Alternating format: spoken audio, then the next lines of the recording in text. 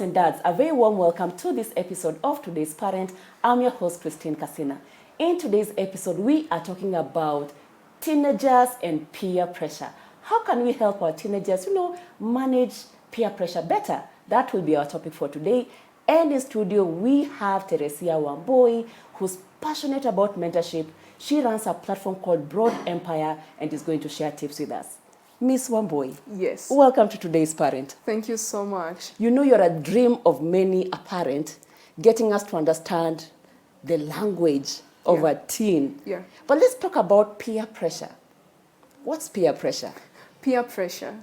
Peer pressure comes in when there is noticeable change of your behavior, attitude, and also your values because of the people around you. Yeah. Now, the word peer comes in because most of the times we are always hanging out with the people we are close to, and maybe because of our levels of life. A good example is school. So if you're in Form 1, you're likely to find the same people in the same age bracket. So they're your peers. They're your peers. Right. Yes. Okay. And then when you hang out with them, then they start convincing you to change your behavior, Right. attitude, and values. That's when we can say you have been pressured by your peers. Right. Yes. Because you're right, peer pressure could happen in different ages. Yes. But then how come it is so strong during the teen years? Yes.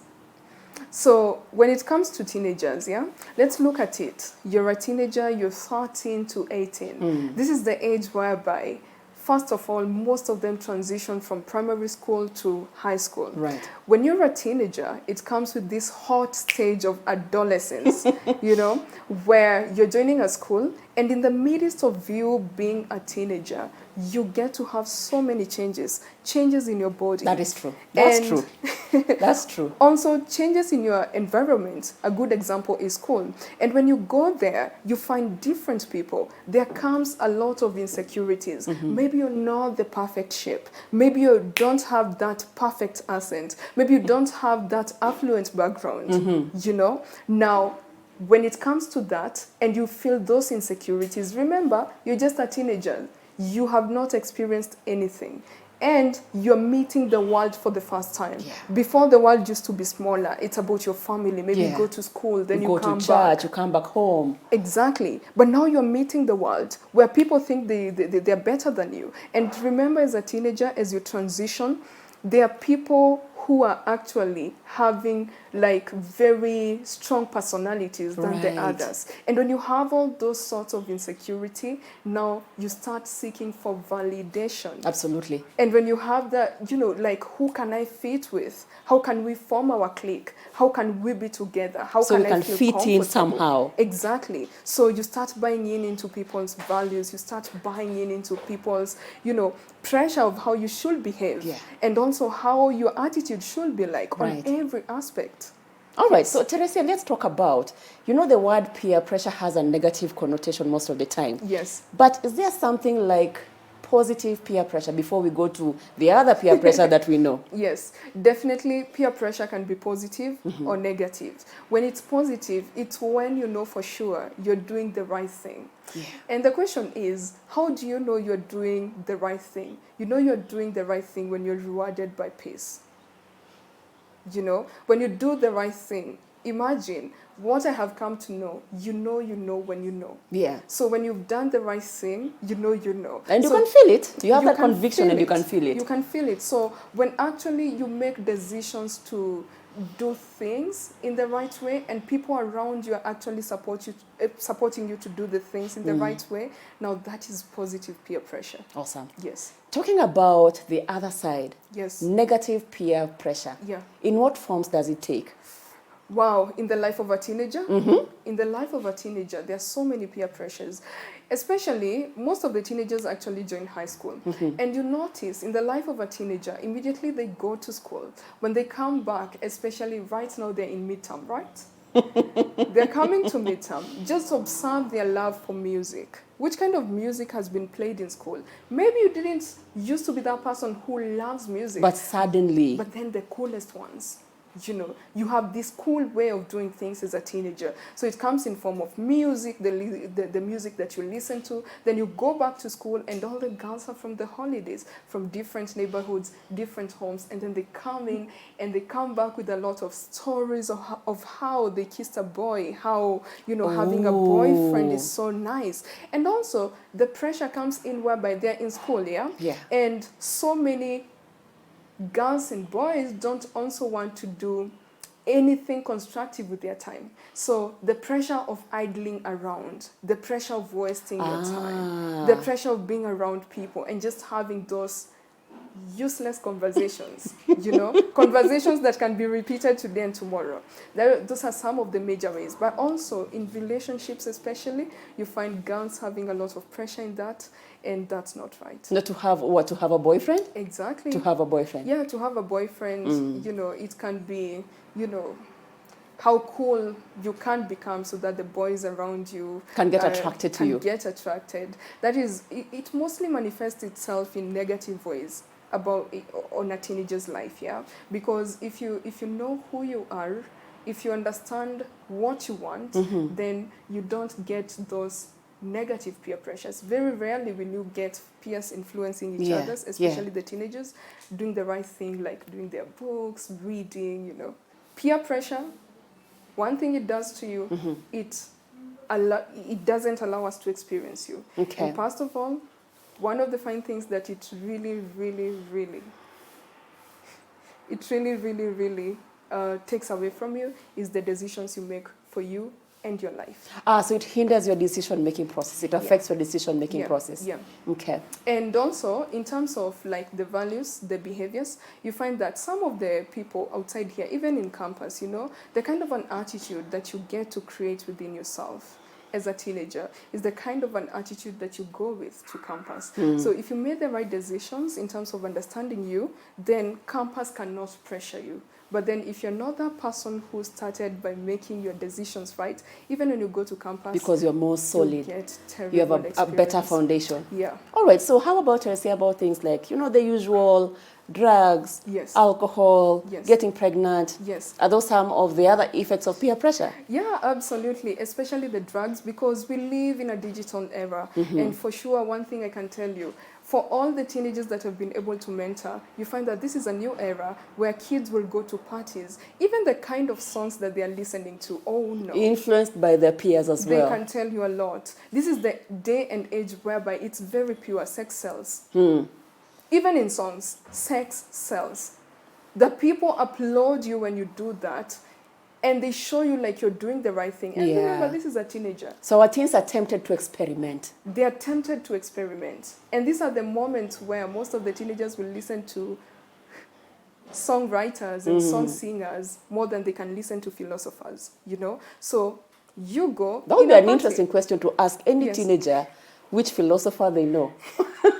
That would be interesting to hear. Which philosopher do they know? That's true. Because most of the times they listen to music, and on this music, just think about it. It's all about partying, having a good time. That's true, and getting rich and looking good. Exactly. And then when they go outside there in parties, come on, what are those things that Nobody's talking about philosophers at parties. Nobody. What happens in parties, and how do they, to be honest, if you have to find drugs, you have to find them maybe in schools because of those cliques that they form because of the insecurities and validation. And also when they go to parties now, what do they find? Come on. Alcohol, drugs, those pills. That's true. Yes. That's true. As you speak, we have a question that has come in from Okoth. Yes. Okoth has sent us his question on our 22999 number. Yes. And his question is, how come the teenagers who used to be locked in by their parents are the ones who turned out the worst? Yeah. What do you think? It's because parents who think they can cage their daughters and sons don't have time to listen to them. Oh, you should do things like this. To be honest, from my experience, I don't think as a parent your kid can shock you. Just take time to observe your kids, even when they're young. I can tell you, even the way their interest of their kids. Maybe a kid will come and tell you, hey mom, you know what? We have a party in school. I am so excited. That's a party boy. That's a party girl. You think? Yes. They're excited. Those are things that excite them. That can tell you a lot when they go to the secondary school. Imagine they have no one controlling them, and there is a party. That's something that excites That is the what they'll be person. attracted to. Exactly. And then you don't have time to listen to them. You don't have time to observe them. And then you end up telling them, this is my way, this is my house. Or the highway, my house, my rules. My house, my rules. And they'll be looking at you like, And okay, let's see whose life it is, you know. And as you continue to give me that look, Yeah. Teresia, let's take a short break and then we continue when we come back. Perfect. In our episode today, we are hosting Teresia Wamboi, who runs Broad Empire, passionate about mentoring teens. We are sharing with you on how you can effectively empower your teen to manage peer pressure. We are going to take a short break. We'll be back right after this.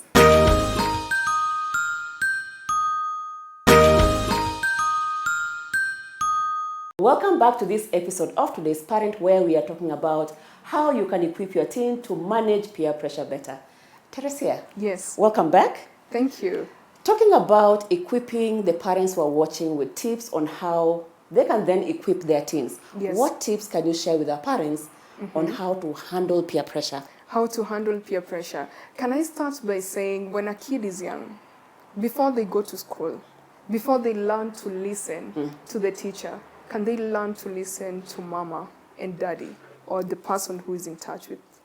So you're saying before our kids go to school, to the kindergarten. So they need to start learning from that point in time. Yes. Because when they go to school, Wait, to listen to us or us to listen to them? first of all, not to listen to them, yeah? When the kids go to school, you need to nurture them before they go to school. You need to nurture them to I get you. to be able to say, Mama said, I cannot do this. Mama said you should Smoking not is give bad. me anything. You know, smoking is bad. Mama said. And then afterwards, that's the first thing, yeah? Then the second thing, you need to listen to them and be involved in their lives, you know? So when they become teenagers, you realize that they have a lot of insecurities and a lot of theories that are being said left, right, and center. So you have to be involved in their lives. And being involved is listening. And not listening necessarily to answer them, but to listen to them and understand them. You know, you be there for them. You make them to be free. Because one of the reasons why they fall into peer pressure is because they want validation. They want someone who can listen to them. True. Just an ear That's to true. listen. That's true. You know, and when you listen to them, they will start asking themselves, okay, how comes my mom always listens to me? So if I have a problem, I can go definitely and ask my mom, is this right? Is this not right? You know, being involved in their lives. And you will be able to notice the changes and you will ask, you know, and they will become your friends because they can share with you anything. You know, I like where you started your point from. Yes. Because even before they go to school, let's just go back home. Yes. How can we prepare our teens for life out of home? Yes. Because you've talked about, even from the time they're small, yes, as parents listening to them. Yes. Which brings me to the point of how do you beef up your teen to prepare them for the world? For example, in my case, what I remember my father used to do, and I'm sure he didn't even know that he was doing it. He used to tell me, whatever you do, just know that you are awesome. And there's nothing you can't do if you put your mind to it. Yeah. So there's a way he built a lot of confidence around me. Yeah. And maybe that is something that parents would need to do while our kids are still at home. Yes. So let's talk about self-esteem. How can you build your teen's self-esteem even before they go to school? How can we do that? First of all, life is a game of confidence. There is no question about that. You have to be so confident in the decisions that you make and you are like ready to live with the consequences. Right. But then now, coming back to your question, where you have to build the confidence, apart from motivating them, apart from validating everything that they do and identifying their abilities, yes, actually, we should identify their abilities because you find that when you understand your child so well, when you understand them, you understand, oh, she's the shorty in the family. That kid won't have a problem to be the first person to sit in front of a class. Yeah. Identifying who they are and understand, you know, helping them to understand that when you know who you are, when you know the things that cannot change, you need to radically accept yourself. Yeah. You know? And then apart from now motivating them, you need to take them to the real life. If you see your child is so much curious about the clubs, take them to the club. Go to the club and watch. Understand everything. Are you that serious, happens. by the way? Yes, I'm serious. Take them to the club. Let them watch. Let them understand what See what how the happens club around. life is like. Exactly. See how the club life is like. Alcohol. Yeah. The decisions that people make after they do alcohol. Watch around and ask yourself, is that the kind of life that you want? What do you think we should be telling teens about what alcohol is and what it can do? Because we tell them, Yeah. don't drink alcohol. Yeah. Alcohol is bad. Yeah. What do you think we should be telling them instead? I feel like it should be about the decisions that people make After, when they are high. so drunk and high and they're on a purely different world. A good example, probably they can have a conversation with an Uber driver. Or they can tell you a lot. They can tell you a They lot. can tell you a lot. The decisions that people make Yeah. just by watching, you know, and where alcohol drives you in the first thing. That is where you find people got pregnant without them wanting because they got in a certain mood.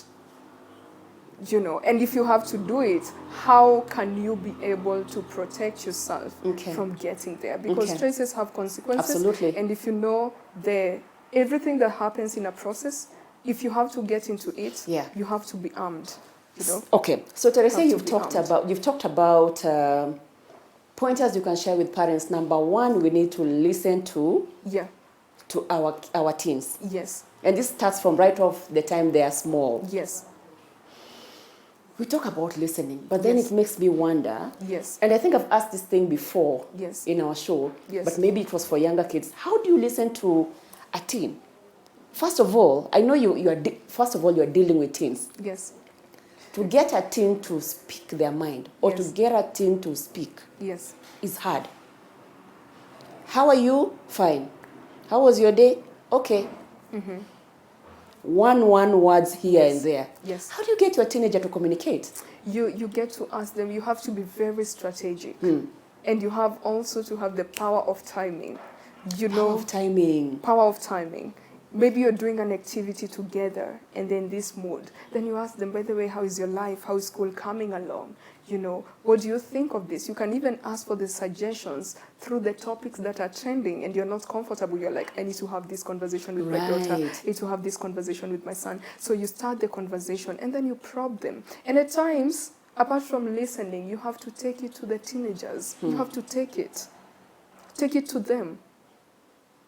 People are different. Teenagers are different. We all experience different teenagers. And you cannot compare a teenager with another one. No. Maybe this one is hyper with boys and girls. Maybe this other one wants to do drugs and prove to everyone how good they are and wants to feel like I'm the person out there, you know. So you have to understand your teenager. And then after that now, start knowing how to, you know, nurture them to be better. And also to change their minds. All right. So speaking of which, let's talk about, you know, just giving them freedom.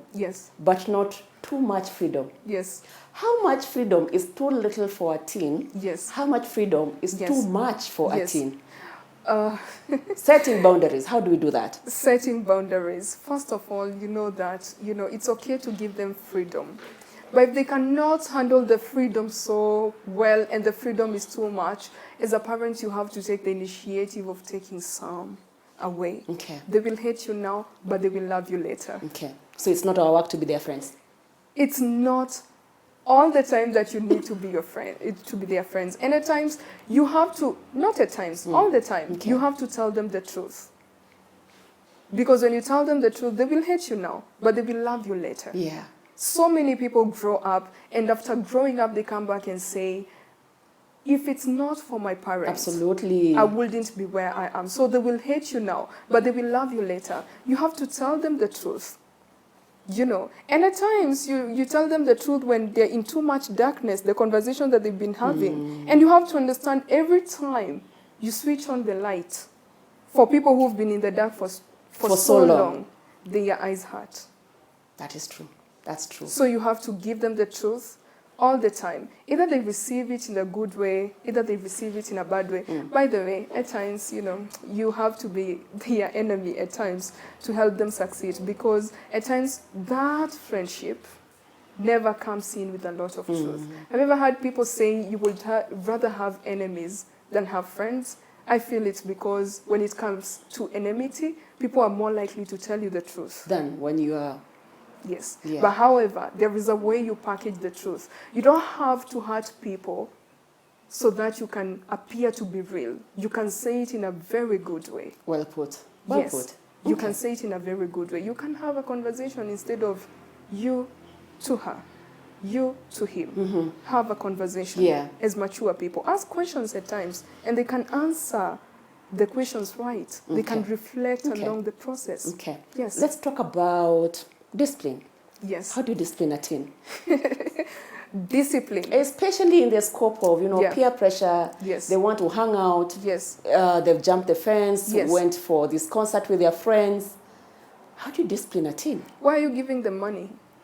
Maybe they didn't get the money from me. Maybe an auntie came over and they were given Yeah. money for airtime or something. My mom never went to school. My mom didn't have any luxury of cash or any of the material things to give me. But one thing I know that she gave me is something we call discipline. And she actually used to tell me, if it is about it, let it be about it. And you have also to know your standards. That even when my uncles came to the house, she used to be like, don't take money when they give you. Wow. Don't take money. Because you have to ask yourself questions. Why is this person giving me money? And still today we have conversations with my mom. And to be honest, you might deny a kid because I'm like, Mom, you're not giving me money. My uncle has come. He wants to give me money. Why are you denying me? So how does a teen, how can a teen handle that? Because I can't imagine giving back that money, by the way. I wouldn't. I feel like it's just the matter of a parent to raise them by understanding that you don't have to take things from, especially money, to be honest, because every time someone gives you, whoever feeds you controls you. Very true. As early as you are, from an early age as you are, when you learn that whoever gives you money, you ask yourself, why? Money is earned. It's not given. There you go. Why are you being given? You go. So it's a matter of that. And also, parents, please, especially when you realize that they have started going into those, bad companies and actually, maybe doing drugs, take money from them. What will they find to, and also limit their freedom and tell them, I know I've given you freedom, and you have a conversation and you say, as a parent, I'll have to say no. Yeah. Or go out, cut-off time is this time. If you're not back at this time, these are the consequences. Yes. Will that be okay? Yeah, that will be fine. That's okay. As long as you can even agree together. Just have a conversation. Right. And actually at times ask them, can you put yourself in my shoe?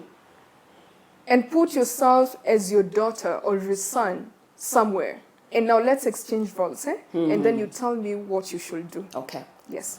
I have, as we are wrapping up, I have I have so much to ask you, but I'll just try to be brief as possible. Yes. When you're having your mentorship events with the teens, when you're having those sessions, just tell me and educate the parents who are watching. What do the teens want to tell us that they're not telling us? What do they want us to know? Yes. Just when it comes to dealing with them as human beings, as teenagers, handling peer pressure, alcohol, going out, all these things. What do the teens want us to know? Teens want you to know about all the insecurities. They're actually seeking for help. They're seeking for help to understand how can I be able to, maybe even cramps, how can I be able to overcome my moodiness when I'm in my cramps? How can I be able to say no to my friends who've been so close? Saying no. And especially no. Saying no is the It's best a big decision. deal for them. Exactly. And saying no like you mean it, with no explanation. How can I be able to get there? But then, you know what? Even as a parent, you have to know that the kids are watching you. Yeah. And they're watching you. And they will see more than what they will listen. Yeah, so what when we do. Exactly. And that's where they will learn either I can trust this person or I cannot trust this person, and also how you handle them. They want to tell you, I want to tell you all the things that are going on in my life. But the question is, how are you going to help me? Wonderful. Are you going to judge me? Or are you going Can to we help me? also create that space as a parent where you are able to listen to them without judging them, understanding that they're in a certain position? If it happened, it happened. We are not going to judge you. We are going to look for We are going to solutions. listen. But we are going to have some conversations. Even in terms of the freedom, maybe they want to go there, but you can have a good deal with a catch. Thank you, Teresia. And with that, we come to the end of today's episode of Today's Parent, where we hosted Teresia Wamboi, empowering us on how we can equip our teens to handle peer pressure. I hope you've learned something, and these tips are going to be useful to you. I have been your host, Christine Casina, and this has been Today's Parent. And if you're looking for kids furniture, please come over to Little Cribs, where we normally host our show. For parenting resources, go to www.supermamas.co.ke. It's absolutely a good day to have a good day. So make a decision to have a good day. See you in the next episode.